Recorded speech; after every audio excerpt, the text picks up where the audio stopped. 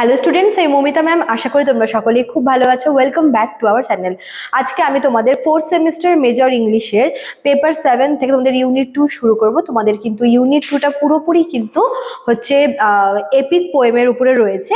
First টপিকটা হচ্ছে Paradise Lost. প্যারাডাইস লস্টের বুক নাম্বার 1 তোমাদের কিন্তু সিলেবাসে রয়েছে। মানে অনেকগুলো আমরা প্যারাডাইস লস্টের আগে অনেকগুলো বই পাবো, তার মধ্যে তোমাদের সিলেবাসে শুধু মাত্র কিন্তু বুক নাম্বার 1টা প্রোভাইড করা আছে। ঠিক আছে, তো তোমাদের আজকে আমি এই টপিকের উপরে ক্লাসটা শুরু করবো। চলো দেরি না করে শুরু করে দিই আজকের ক্লাসটা।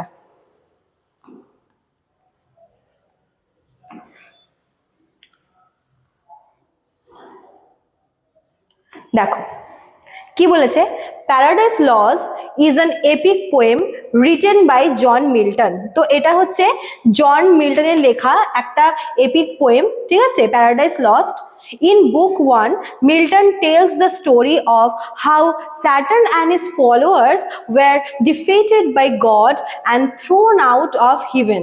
মানে এটা হচ্ছে প্যারাডাইস লস্টের একদম যে শুরুর দিকের কাহিনীটা। ঠিক আছে, যেখানে আমরা দেখব যে গডের এগেনস্টে ফাইট করে বা গডের এগেনস্টে গিয়ে স্যাটার্ন এবং তার যে আদার্স ফলোয়াররা আছে, আদার্স যে রেবেল এঞ্জেলরা ছিল, তারা কিভাবে স্বর্গ থেকে হচ্ছে থ্রোন আউট হয়েছিল। ঠিক আছে, the poem begins with Milton asking for help from the heavenly muse so that he can explain God's plan to humans. তো এই যে পোয়েমটা শুরু হচ্ছে ইনভোকেশন দিয়ে। ইনভোকেশন মানে হচ্ছে যেখানে হচ্ছে মানে যেটা হচ্ছে আবাহন বাণী বলা হয়ে থাকে অ্যাকচুয়ালি। তো এই ইনভোকেশনে কি করছে, মিল্টন মিউজের কাছে, ঠিক আছে, হেল্প চাইছে যাতে সে পুরো গল্পটা বা মানে এই যে পৃথিবীতে তো মানে ভগবান হিউম্যানদের পাঠিয়েছে, কেন পাঠিয়েছে, কি জন্য পাঠানোর পেছনে কি পারপাস ছিল, সেটা এক্সপ্লেন করার জন্য বা সেটা শোনার জন্যই কিন্তু হচ্ছে মিল্টন মিউজের থেকে হেল্প চেয়েছে। ঠিক আছে, he wants to show why Adam and Eve lost paradise. আমরা জানি যে অ্যাডাম এবং ইভ এদেরকে হচ্ছে প্যারাডাইস থেকে বের করে দেওয়া হয়েছিল কারণ না এরা ফরবিডেন ফ্রুট খেয়েছিল বলে। ঠিক আছে, তো এদের গল্পটাই কিন্তু শোনার জন্য বা কেন অ্যাডাম আর ইভকে কেন প্যারাডাইস ছাড়তে হয়েছিল এবং কেন পৃথিবীতে হচ্ছে এই মানে হিউম্যানদেরকে পাঠানো হয়েছিল, সবটাই কিন্তু মিল্টন আর কি জানতে চাইছে কার কাছে, মিউজের কাছে। ঠিক আছে, then the scene shifts to হেল।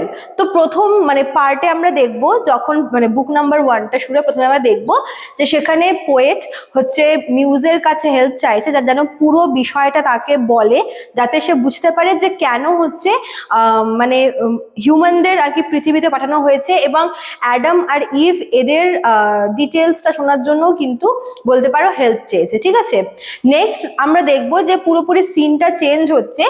কোথাকার সিন দেখানো হচ্ছে, হেল। ঠিক আছে, হেল দেখানো হচ্ছে। Saturn and the rebel angels have just fallen from heaven after fighting against God. Saturn যে আছে, স্যাটার্ন এবং বাকি তার যে ফলোয়ার্সরা রয়েছে, এরা কিন্তু গডের এগেনস্টে ওরা হচ্ছে বিদ্রোহ করেছে। ঠিক আছে, রেবেল করেছে, যার জন্য তারা নিজেদেরকে গড মনে করে, যার জন্য গড তাদেরকে পানিশমেন্ট দিয়েছে এবং তাদেরকে স্বর্গ থেকে কিন্তু বের করে দিয়েছে। হ্যাঁ, তো তাদেরকে হিভেন থেকে বের করে দেওয়া হয়েছে। কোথায় পাঠিয়ে দেওয়া হয়েছে? হেলে পাঠিয়ে দেওয়া হয়েছে। তো সিনটা শুরু হচ্ছে এমন ভাবে যে স্যাটার্ন এবং তার ফলোয়ার্সরা মানে আদার্স যে রেবেল এঞ্জেলরা আছে তারা সবাই আর কি হেলে এসে পড়েছে। ঠিক আছে, প্রত্যেকে they lie on a burning lake of fire. এবং তারা কোথায় গিয়ে পড়েছে? হেলে একটা বার্নিং, একটা জ্বলন্ত লেক। ঠিক আছে, একটা লেকের মধ্যে তারা পড়ে আছে, যেই লেকটা কি জ্বলছে, আগুনের জন্য জ্বলছে। Even though they are defeated, Saturn is not ready to accept loss. স্বর্গ থেকে ওদেরকে তাড়িয়ে দেওয়া হয়েছে ওদের হচ্ছে অ্যারোগেন্সের জন্য, ওদের হচ্ছে এই রেবেলের জন্য, এবং ওদেরকে পাঠিয়ে দেওয়া হয়েছে কোথায়? হেলে। তারা এখন হেলে আছে, হেলের একটা বার্নিং লেকে তারা পড়ে আছে। যদিও বা স্বর্গ থেকে ওদেরকে বের করে দেওয়া হয়েছে, তবুও কিন্তু স্যাটার্ন কোনো মতেই তার এই হারটাকে সে অ্যাকসেপ্ট করতে রাজি নয়। ঠিক আছে, he speaks to his close friend Beelzebub. Beelzebub হচ্ছে একটা ইম্পর্টেন্ট ক্যারেক্টার, যে কিনা হচ্ছে স্যাটানের হচ্ছে রাইট হ্যান্ড বলতে পারো। তো স্যাটান কোনোভাবেই তার এই হারটাকে মানতে পারছে না, সে বেলজেবাবের উদ্দেশ্যে কিছু কথা বলছে। কি বলছে? Saturn says that it is better to rule in hell than to serve in heaven. Satan বলছে যে প্যারাডাইসে মানে হিভেনে হচ্ছে মানে কি বলবো, ওখানে সার্ভ করার থেকে, মানে ওখানে একজন হচ্ছে কি বলবো কারোর অধীনে থাকার থেকে হেলে এসে রুল করা অনেক বেশি বেটার। কেননা হিভেনে তো সে হচ্ছে কখনো গডের প্লেসটা পাবে না, তাকে গডের আন্ডারেই থাকতে হচ্ছে। তাই সে বলেছে যে সে রুলার হতে চায় এবং সে এখন থেকে এই হেলেই হচ্ছে সে রুল করবে। তার মনে হয়েছে যে হিভেনে থেকে গডের আন্ডারে থেকে আর কি সার্ভ করার থেকে তার কাছে হচ্ছে এই হেলে এসে রুল করাটা অনেক বেশি বেটার একটা অপরচুনিটি। ঠিক আছে, this shows his pride and strong will. তার এই যে কথাটা better to rule in hell than to serve in heaven, এই কথাটাই প্রমাণ হয় যে সে তার মধ্যে মানে প্রাইড কতটা আছে, তার মধ্যে কত বেশি হচ্ছে সে কি বলবো যে হিউব্রিস যে ব্যাপারটা তার মধ্যে কত বেশি আছে। এছাড়াও তার মধ্যে কিন্তু একটা স্ট্রং উইলও আছে, যেটা তার কথাতেই কিন্তু প্রমাণ হয়। ঠিক আছে, তারপর দেখো নেক্সট কি বলেছে, এক সেকেন্ড। স্যাটার্ন গিভস আ পাওয়ারফুল স্পিচ। তারপরে সিনে আমরা দেখব যে সে হচ্ছে একটা স্পিচ দিচ্ছে, তার এই স্পিচটা কিন্তু ভীষণ ইম্পর্টেন্ট, এক্সামের জন্য ইম্পর্টেন্ট আছে। ঠিক আছে, he says they may have lost the battle but they have not lost their courage. সে বাকিদের উদ্দেশ্যে বলছে, বাকি রেবেল অ্যাঞ্জেলদের উদ্দেশ্যে বলছে যে হয়তো আমরা হেরে গেছি, গডের সাথে হয়তো আমরা এই ব্যাটেলটায় হেরে গেছি, কিন্তু মনে রাখতে হবে যে আমরা কখনোই আমাদের যে কারেজ, আমাদের সাহস, সেটা কিন্তু কখনোই আমরা ছাড়তে পারবো না। He plans to continue fighting against God in a different way. সে বলল কি যে গডকে হারানোর জন্য এখন আমাদেরকে একটু ডিফারেন্ট ভাবে ভাবতে হবে। আমরা তো একবার ডিরেক্ট একটা রেবেলে জড়িয়ে পড়েছি, তো আমরা পারলাম না, আমরা ফাইট করতে পারলাম না, হেরে গেলাম। তো আমরা ডিফারেন্ট ভাবে কিন্তু গডকে হারাতে পারি। Instead of open war they will use revenge and treachery. তারা ভাবলো কি যে ডিরেক্ট মানে মুখোমুখি যুদ্ধ করার থেকে মনে হয় যে রিভেঞ্জ নেওয়া বা একটু ট্রিকি ভাবে যদি সবটা আমরা হ্যান্ডেল করি তাহলে হয়তো ভালো হয়। কারণ ওরা জানে যে গডের সাথে ডিরেক্ট ওয়ারে ওরা কিন্তু বা ওপেন ওয়ারে কখনোই জিততে পারবে না। তাই তারা ঠিক করলো যে ওপেন ওয়ার না করে তারা একটু হচ্ছে ট্রিকি ভাবে ব্যাপারটাকে সামলাবে।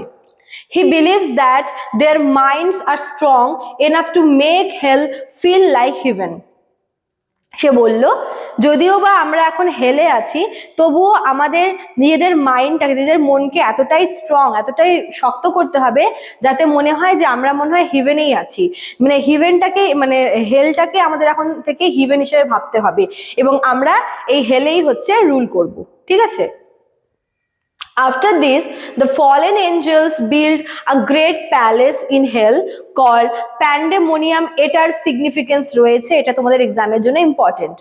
তো এবার যেহেতু ওরা হচ্ছে হেলটাকে আর কি হিভেনের মতো করে তৈরি করার জন্য উঠে পড়ে লেগেছে, তো সমস্ত রেবেল অ্যাঞ্জেলরা মিলে কি করেছে, একটা প্যালেস তৈরি করেছে নিজেদের জন্য, যার নাম হচ্ছে প্যান্ডেমোনিয়াম। ঠিক আছে, it is build quickly by the demon architect Mammon. তো এই যে মামুন যে আছে এও কিন্তু হচ্ছে ওদের দলে এবং সে হচ্ছে একজন ডেমন এবং বাই প্রফেশন সে একজন আর্কিটেক্ট, যার জন্য মানে সে তার ক্ষমতা দিয়ে, মামুন যে আছে মামুন তার ক্ষমতা দিয়ে খুব তাড়াতাড়ি একটা প্যালেস তৈরি করে দেয়। ঠিক আছে, inside this palace they hold a meeting to decide what to do next.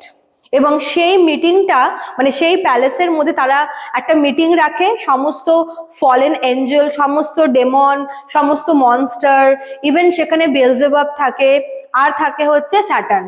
সে প্রত্যেকের উদ্দেশ্যে একটা মিটিং রাখে। ঠিক আছে, যে এরপরে কি করা হবে। The book ends with Saturn sitting like a king in hell, ready to plan revenge. তো মানে বুক নাম্বার 1টা এখানেই শেষ হয়, যেখানে স্যাটার্ন হচ্ছে ওই প্যান্ডেমোনিয়ামের মধ্যে একটা হচ্ছে থ্রোনের মধ্যে বসে আছে একদম কিং এর মতো একটা ভাইব নিয়ে, এবং সে হচ্ছে একটা প্ল্যান সবাইকে বলবে, যেটা হচ্ছে ওদের নেক্সট আর কি স্টেপ হবে। ঠিক আছে, তো এটাই ছিল হচ্ছে বুক নাম্বার 1-এর মেন স্টোরিটা, যেখানে আমরা দেখবো মানে পরে আরো অনেক বুক 2, বুক 3, 4, 5, 6, 7 রয়েছে। তো অ্যাকচুয়ালি মানে এই বুক নাম্বার 1-এ শুধুমাত্র আমরা দেখবো যে হিভেন থেকে হেলে আসার পরেও কিন্তু স্যাটার্ন এবং তার বাকি ফলোয়ারদের মধ্যে এতটুকু হলেও কারেজ কমেনি। তারা ঠিক করেছে যদি ওপেন ওয়ার না হোক, তারা ইনডিরেক্টলি বা তারা হচ্ছে এটার একটা রিভেঞ্জ নেবে এবং কোনো না কোনো ভাবে ট্রিক ইউজ করে তারা হচ্ছে গডকে হারাবেই।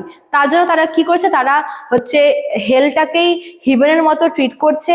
তারা হেলে একটা সুন্দর প্যালেস তৈরি করেছে যার নাম দিয়েছে প্যান্ডেমোনিয়াম, যেটা তৈরি করেছে ম্যামুন বলে একটা একজন ডেমন আর্কিটেক্ট, যে কিনা সেখানে হচ্ছে স্যাটার্ন বসে আছে এবং বাকিদের উদ্দেশ্যে একটা প্ল্যান সে বলবে। তার মানে এতটুকুতেই কিন্তু এই বুক 1টা শেষ হয়ে যায়। ঠিক আছে, in book 1 Milton mainly shows স্যাটার্নস character. এখানে অ্যাকচুয়ালি স্যাটার্নের যে রোলটা ভীষণ ইম্পর্টেন্ট, ঠিক আছে, 10 মার্কসের জন্য। এটা তোমরা খুব ভালো করে পড়বে। তার যে ক্যারেক্টারটা, যে তার মধ্যে এত বেশি কারেজ, সে এত বেশি ডিটারমাইন্ড, ঠিক আছে, যে তার কারেজটা এখানে দেখানো হয়েছে। He is brave, he is proud, ambitions and full of determination. যেটা বললাম যে তার ক্যারেক্টার দেখো, সে কিন্তু প্যারাডাইস থেকে, হিভেন থেকে তাকে তাড়িয়ে দেওয়া হয়েছে এক রকমের, তবুও কিন্তু তার মধ্যে সাহস একটুও কমেনি, তার মধ্যে অহংকার একটুও কমেনি। সে আগের মতোই অ্যাম্বিশাস আছে এবং তার মধ্যে কিন্তু ডিটারমিনেশনটা মানে ফুললি আছে। ঠিক আছে, though he is evil, he appears heroic in this part. যদিও বা সে একটা ইভিল ক্যারেক্টার, কিন্তু তবুও কিন্তু তার যে কোয়ালিটিস গুলো, তার যে গুণগুলো, সেগুলোকে কিন্তু এই পার্টে হিরোইক ভাবে আর কি অ্যাপিয়ার করা হয়েছে। ঠিক আছে, the themes of pride, rebellion, free will and ambition আর ক্লিয়ারলি ইন্ট্রোডিউস। তো এগুলো হচ্ছে main theme. So book 1 mainly focuses on Satan's fall, his leadership and the beginning of his revenge against God. তো সে যে ওখান থেকে চলে আসলো, বেরিয়ে গেল, তাকে যে সেখান থেকে বের করে দেওয়া হলো, এটা, এবং হেলে গিয়েও যে সে তার মধ্যে একটা ওই লিডারশিপের যে ব্যাপারটা, সেটা আমরা দেখতে পাই। এবং তার মধ্যে এখন হচ্ছে রিভেঞ্জ নেওয়ার একটা টেন্ডেন্সি চলে এসেছে, এবং তার জন্য কিন্তু সে একটা মিটিং ডেকেছে।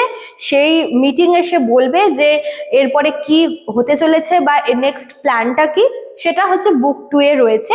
বাট তোমাদের শুধুমাত্র কিন্তু বুক 1টাই সিলেবাসে প্রোভাইড করা আছে। এখান থেকে তোমরা হচ্ছে ক্যারেক্টারটা পড়বে, স্যাটার্নস ক্যারেক্টারটা পড়বে। বেলজেবাব ভীষণ ইম্পর্টেন্ট আছে এখানে। মিল্টন এই বুক নাম্বার 1 শুরু করেছে হচ্ছে ইনভোকেশন দিয়ে, ঠিক আছে, মিউজকে ডেকে, মিউজের ইনভোকেশনের মাধ্যমে কিন্তু শুরু হয়েছে পোয়েমটা। তাই হচ্ছে ইনভোকেশনটা খুব ইম্পর্টেন্ট। এটা একটা যেহেতু এপিক পোয়েম, তো এপিক পোয়েম হিসেবে এর মধ্যে কোন কোন এপিক কোয়ালিটিস রয়েছে। ঠিক আছে, চলো। তো এই ছিল তোমাদের আজকের ক্লাসটা। তোমাদের কিন্তু অনলাইন ক্লাসেস অলরেডি চলছে এবং নোটসও কিন্তু প্রোভাইড করা হয়ে গেছে। যারা ভাবছো আমাদের কাছে অ্যাডমিশন নেবে, তারা আমাদের অফিসিয়াল নাম্বারে কিন্তু কল করে নিতে পারো। আমাদের অফিসিয়াল নাম্বার দেওয়া আছে এখানে। এছাড়াও কিন্তু এখানে কোর্স ফি দেওয়া রয়েছে মেজর এবং মাইনর দুটোর জন্যই। ঠিক আছে, চলো আজকে এতটাই থাকলো, দেখা হচ্ছে নেক্সট ক্লাসে। Thank you.